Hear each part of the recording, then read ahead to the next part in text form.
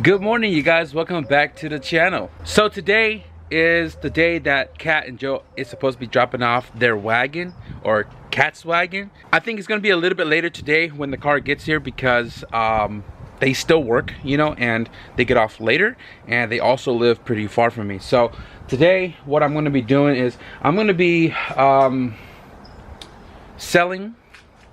consolidating, cleaning, another cleaning video, I guess, because you guys can see right here I still got a whole bunch of crap from the CJSWIRING, and actually got to go to the storage anyways because I have a transmission I got to ship out that I got to pick up. I got spindles I got to pick up because I sold them yesterday, and I need to take these guys to the storage because we're going to be using them later for that car. Also got to run a couple errands myself, and then when I get back here into the garage, I'm probably gonna, I think I'm gonna polish out these tail lights, right? They're really clean, just I pull them off as spares and I don't need them. Probably gonna put those up for sale. And also yesterday I was working on my CSS block. If you guys remembered, this was my original CSS motor that I had installed in my CRX in 2017, and then the first initial startup, it was leaking and apparently it was cracked.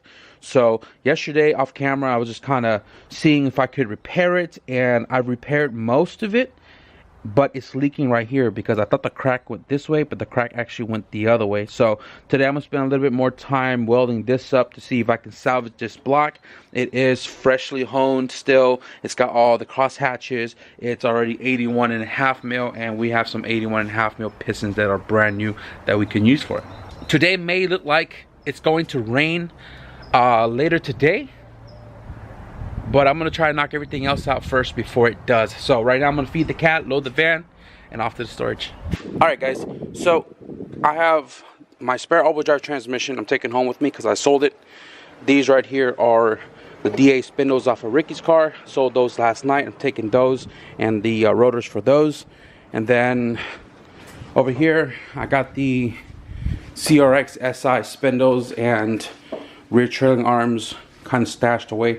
Not sure if I'm going to sell it yet. May use it for a later build this year. Got the DA rears as well too. I think I'm going to use, actually, you know what, this may be the one for the future build. This one I'm probably going to slap on the silver CRX, the rear disc. Those are just spare front knuckles. I didn't have to keep them, but hoarder problems. The CRX dashboard, I took it out of the spare car as well too. I haven't really gone through a silver CRX shit to see how well the dash is in that car, but this is a spare just in case we need it. If the dash in the silver car looks good, we'll probably sell that. But I think that's pretty much all I need to do as far as the storage goes. Actually, I gotta take this with me too because I am selling this. So today is Monday. I released a video of the SI CRX part out and scrapyard. A lot of people were saying, you know, do a budget K series and stuff like that on the silver CRX, and I said K series, not Hay series. Come on. You guys are saying to do a budget K series. K series is definitely the plan for the silver CRX, but we're not 100% set in stone. So I was just, you know, going through the storage. I'm not talking to you. One moment. No.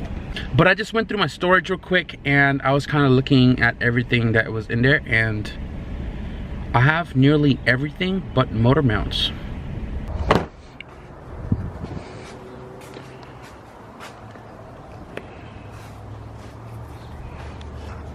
So like a week ago, I went to Home Depot to get a tote and try to find one to accommodate an all-wheel drive trans, and I bought a whole bunch of packaging material to ship this transmission out. Now I don't do this, and I've said it before on the channel. I don't search for parts in the junkyard for people, and I don't really ship big items to people, but for this guy in particular, I gotta do it. Junkyard score, you know, all-wheel drive transmission. This was a spare of mine which I kept in the storage for whatever reason. I have one. If you guys don't notice, on top of the stack of wheels over there, there is another all-wheel drive transmission there that I did the LS 5th year mod on, and that's also a spare to me as well too. But that one was for sale, but now I've sold this one unmodified, and that was now a spare to me. So I'm gonna go ahead and take this out of the car.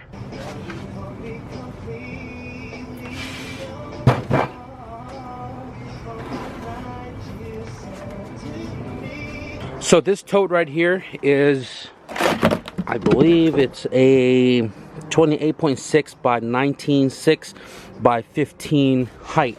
So the transmission exceeds all ways, 18, 16, even this way it's about 15. And the only way I can really get this to fit in there is to take it apart, which is not a big deal because my buddy is going to be swapping the gear stack for GSR, which then needs a Speed Factory front all-wheel drive mod. So it's going to be taken apart anyways, and that's why I got this size tote. Not too big, not too small, and it should accommodate enough room for transfer case, the whole 9. I am throwing in the shifter box right there, shift cables, brackets and everything. It's all here. First thing is first, I hope there's no oil in here, but I'm gonna remove the transfer case and then start taking all of the, you know, components off the outer housing so we could remove the stack, wrap it all up, take the foam, pad it up, and get the thing packed into the container.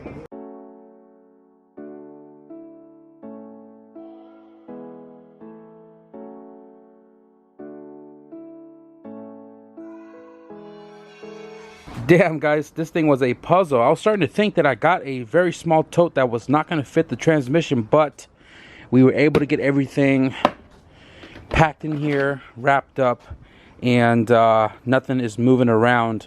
I mean, unless you flip it over, but it doesn't move. It is still kind of heavy. I mean, the plastics don't weigh much. Hopefully shipping isn't too bad. This way right here ensures that there are going to be no crack, you know, parts of the casing and stuff like that, because Jesus Christ himself had a few transmissions shipped to his door and they were cracking multiple spots. This way, you know, 2,000 miles out overseas, this hopefully doesn't get destroyed. So now I'm gonna, you know, finish packing the outside of it. I'm not sure if I'm gonna saran wrap it, then tape it up with packaging tape. I'm definitely gonna zip tie all of these right here to ensure the lid doesn't come off, and hopefully try to get a quote today or something. I'm an idiot. I'm all excited that I got everything packed up inside the tote right there. Then damn shifter box, cables, freaking starter, they're all still right here.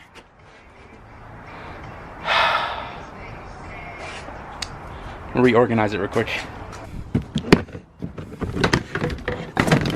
Starter accounted for. I just hit him up and he doesn't need the shifter box. Probably going with that baller ass TSX KTUNED shifter, which I kind of want one for my car as well too. Just got a shipment from Housport, and this right here is for Cat's motor right there. So hopefully when the car comes here a little bit later, we can get down to work on it. Probably not in this video, but I want to start tinkering with it. And obviously, you know, we are set in stone with putting GSR in with the CTR trans, right? But I'm gonna tinker with the single cam a little bit and see if I can get the car to run right before I further, you know, dive into removing everything. When I went to go pick up the CRX from Jose, we were walking around his second storage and he was like, yo, you need this? You can have it. Pack of big industrial zip ties and a zip tie puller, or whatever the correct terminology is for this. It's pretty dope. Check it out.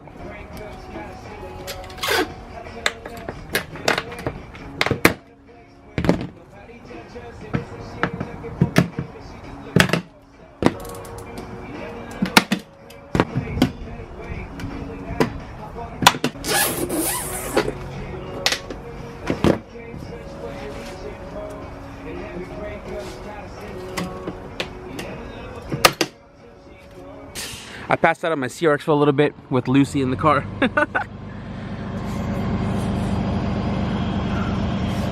But the car is here.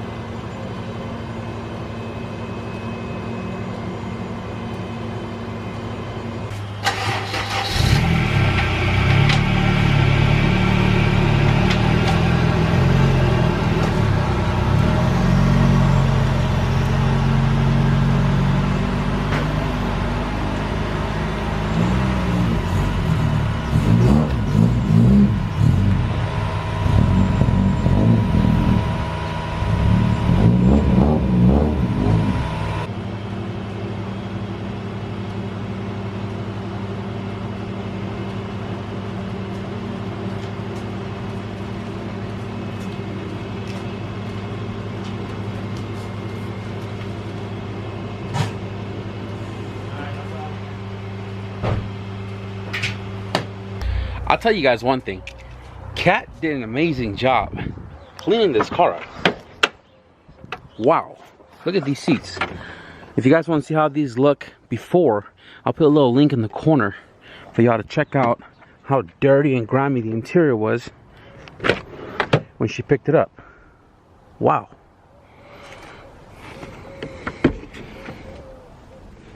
Awesome. So I just noticed right now that this is a gray seat and that's a blue seat. So this came out of a different car.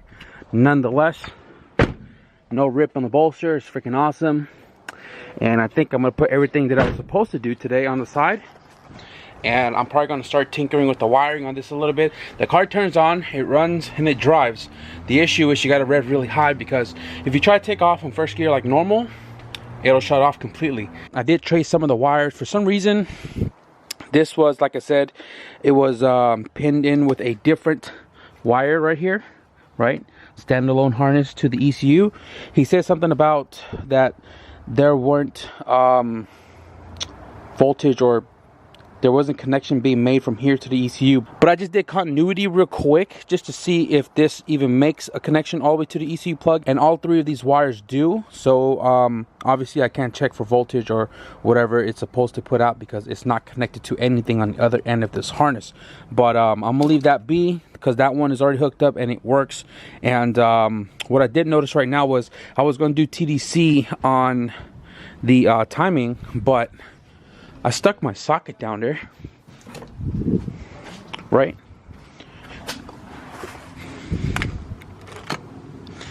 And this guy is loose. I can turn it. Weird. So I'm gonna go ahead and just impact that a few real quick. I'm gonna get this timing belt to be on TDC and check timing on it real quick. Look at this loose guy right here. You know, it's funny, that's a timing cover bolt, right? So are these guys right here. If you look at them, they're sticking out. Yeah, so I'm gonna go ahead and put these on time real quick. Let the battery charge. I just want to see if I can turn this car on, see if maybe the spark plug wires might have been the issue the whole time. But I just want to kind of do process of elimination, or figure out what's wrong with this car before we pull the motor out. I also hit a Ricky with the DB1. His car is a 92, so it is actually OBD1, and he has a different jumper harness from his old car, which was OBD0, which was converted to OBD1. And I'm trying to see if I can get his jumper harness to kind of eliminate this eBay one that's in the car. And also all of the wires that are sitting here, I don't know where they go to unless I pin it individually to figure out VTEC pressure switch, knock sensor, O2 sensor. All those extra wires you got to add in when you go OBD1 in these cars. So yeah, I think he's gonna drop that off tomorrow. So right now, timing, see where we are, and go from there. That thing's ugly, boy. Hey, too early to be chirping. No, that's a Blue Jay. That's a Blue Jay. But damn, this thing is ugly. So right now I have cylinder 1 TDC, pistons at the very top. I need to look at my book. So I got this marker here lined up, right? Up mark, right? But the bottom doesn't line up to anything. I mean, it has that thing on the cover right there, but look where all the lines are at. Super off. So I'm looking at my book, right? This is DX right here on the top. D15B2. The bottom one is all-wheel drive, which is typically D16A6, right? And this engine is an OBD1 setup. It's a D15B7. So this is the 9295 single cam. Right here, I'm looking it up. It says D15B7, lining up the timing marks to 2 left and right hyphen to the cylinder head. It says it right there, TDC mark aligned with the cylinder head upper surface, right? So that's what I did right here. This mark is lined up to the cylinder head here, and I can't tell on the back side, it looks really off, right? But I lined it up here, and if you look at the very bottom, it's not aligned with any of the white marks. I don't know if you guys can see that way down there. Doesn't line up with anything. And another confusion for me is I'm not sure why there's 5 lines down there. but there are 5 lines down there, and I don't know which one is the TDC mark. It doesn't even show it on the interweb. And if I was to, per se, align this one to the timing cover here, this little timing mark, it still doesn't line up with anything on the crank pulley. So I'm sure the timing it's off somewhat, some ways. Not 100% sure here, but I don't know. I gotta hit some people up and see what I gotta do about this, because I'm lost. I really am lost. Guys, disregard everything I did last night if I left it edited into this video. Last night was, I don't know, it was a huge pain in my booty hole. I don't really mess with single cams. I mean, if it was my car, yeah, I'll tinker with it and whatever. You know, at one point in time, I had a wagon with a single cam in it. I had a CRX with a single cam in it, but that was my car. I made sure everything was Gucci before I, you know, drove it around, daily did before the bigger swaps. This car, obviously was swapping the B series, right? And the single cam is going to come out at the end of the day, but this car did have issues where the car would turn on and it would die, and the car wouldn't hold idle, the car wouldn't drive unless you revved it like, you know, 3,000 plus. So I wanted to figure out if it was a mechanical or an electrical issue. I started tinkering with the car's wiring system and also the engine itself. So I did the spark plug firing order. I thought it was wrong, so I redid it, and the way I did it was wrong. Thank you, Google, for that one. And then I looked at the timing. I thought timing was off because, you know, the book says B7 is different than the Z6, so I thought it was set up as a Z6, but really the motor's a B7. So I redid timing. Shit didn't line up at all. Redid the timing back to where it was, and then I was like, you know what, process of elimination. When you do the multi-point conversion, I always tell people to go OBD0 first, right? Make sure everything is good, then go OBD1. And if there's any issues between, then you know it's something you did to OBD1. So what I did was I eliminated the OBD1 ECU, OBD1 distributor, and the OBD1 jumper harness. I stuck my OBD0 SI distributor from that engine to this car. I took out the ECU, the jumper, and now I'm plugging in a PR4 LS, which also came out of the CRX, and this thing turns on.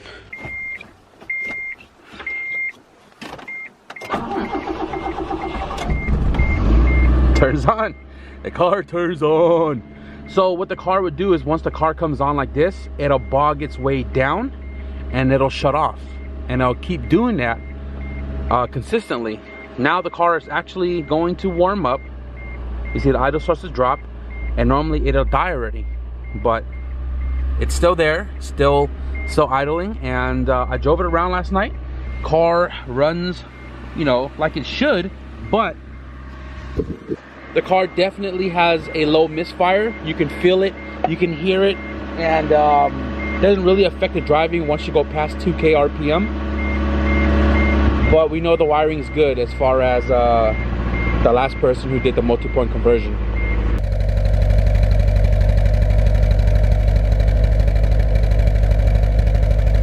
So obviously I don't know if it's a distributor problem, ECU problem, or a jumper harness problem, but Ricky did stop by this morning, and this right here is 2 jumper harnesses. One, I don't know what it is gray one, and then this other guy in the back is a Blocks one, which was working perfectly in his car. So before I, you know, decide that I'm gonna pull this motor out, which is probably gonna be tomorrow, I'm gonna go ahead and slap all the OBD1 stuff back in and kind of see what was causing the car to do what it was doing before all this. So yeah, car still alive. That's good to know. Sorry, cat, I know you cleaned the carpet, but dirt driveway problems.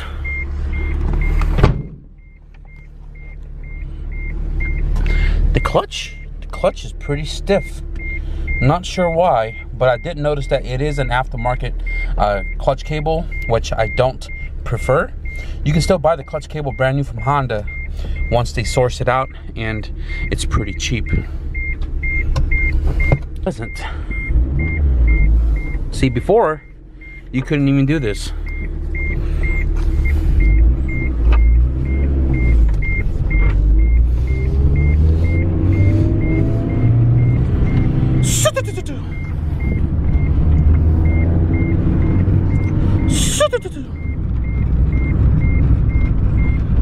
so awesome. Needs an alignment though. I know Cat is super pumped about this car. They're already looking at suspensions and everything else for this car to get it all nice and, you know, stiffened up. And I'm glad you guys allowed me to be a part of this journey, because I know you're gonna have a lot of fun with it, and I know you're gonna smoke Joe. Third gear. There you go.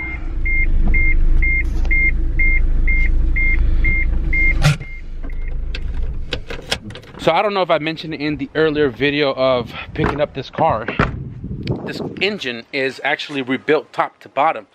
Very, very low mileage. I don't think it even has more than 10 miles, to be honest, because this issue has been there since the engine was put in. So this car originally had a B16, and then it was swapped out for the B7, rebuilt top to bottom. Car feels really good, sounds really good, doesn't blow any types of smoke whatsoever. So when this engine comes out, it's probably going to be up for sale, I'm sure, because I'm not an engine depot, you know what I'm saying? So I can't have a ton of motors that I don't fuck with, like single cams, just sitting around.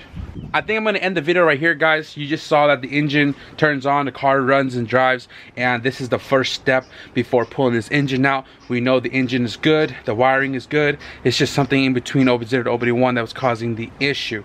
But like I said, off camera, I'm going to go ahead and install all the OBD1 stuff to ensure that we can pinpoint what was the issue, why the car was doing what it did before. So that way, when we throw the GSR in and we go OBD1, we can use what works and not use the one that doesn't work. What I'm gonna do the rest of my day is I'm just gonna clean transmission. I'm just gonna find all the extra parts that needs to go onto the engine, and then get this ready to be planted in that car. Tomorrow, in the next video for you guys, I am going to be removing this engine. So if you guys enjoyed this video, be sure to give it a thumbs up. Remember guys, progress is better than no progress. So if you guys want to see more updates on the wagon, be sure to hit the subscribe button now. But with that being said, thank you guys for watching, and I'll see you guys in the next video. Peace. And also, we have some new merches on the website. I think it's up now, should be up by now. New t-shirt designs. Let me know what you guys think in the comments below. Be sure to check it out at www.builttodrive.bigcartel.com. Peace.